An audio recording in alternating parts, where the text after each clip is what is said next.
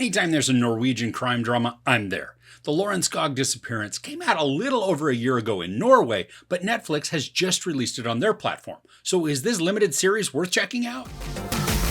The disappearance of Anne-Elisabeth Hagen in 2018 shocked an entire nation. As the mystery remained stubbornly unsolved, the investigators and journalists will find out just how far they're willing to go in their quest to find an answer. So this is the 5-part limited series that focuses on the mysterious disappearance of the wife of a very wealthy businessman. Now, Anne-Elisabeth Hagen disappeared from her home, and then the family received this cryptic ransom note asking for a large sum of money to be delivered only in cryptocurrency. Like a lot of Nordic crime dramas, this one is a slow burn. The episodes are each around 50-ish minutes, but sometimes they do feel longer than that due to the patient storytelling pace. There's not much action in this to really just amp up the adrenaline. It's all about the dialogue and the intrigue that's inherent in the case. With the 5 parts, each episode takes the opportunity to focus on a specific group or area of the case.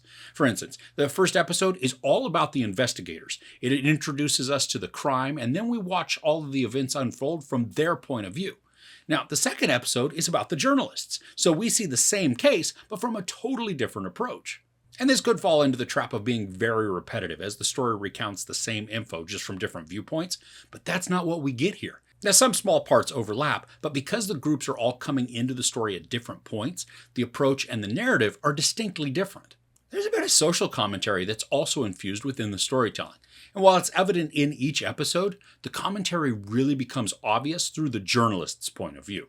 Now, the show uses the story to question how legitimate conclusions can be, especially when they're formed out of pre-existing biases. Now, I don't think this commentary is overly preachy or in our faces, but it does become the most evident in the episode 4. And even with that, though, the points that are being raised come about naturally as part of the storytelling so that they just don't feel shoehorned in or as a forced narrative. Now, unfortunately, also in the 4th episode, the story loses the plot for a bit.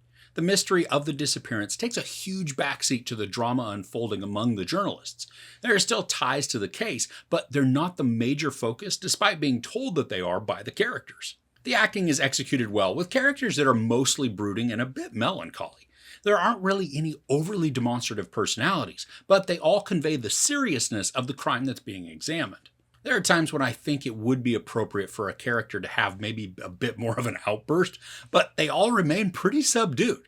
Now, this isn't necessarily a bad thing, but it does remove some of the dynamics from the performances. I mean, each player is even-keeled and steady, so they all cruise along without causing any sort of dramatic ripples. Now, I tried to think of any favorite characters in this, or maybe even ones that stood out to me as especially charismatic, but none of them really connected.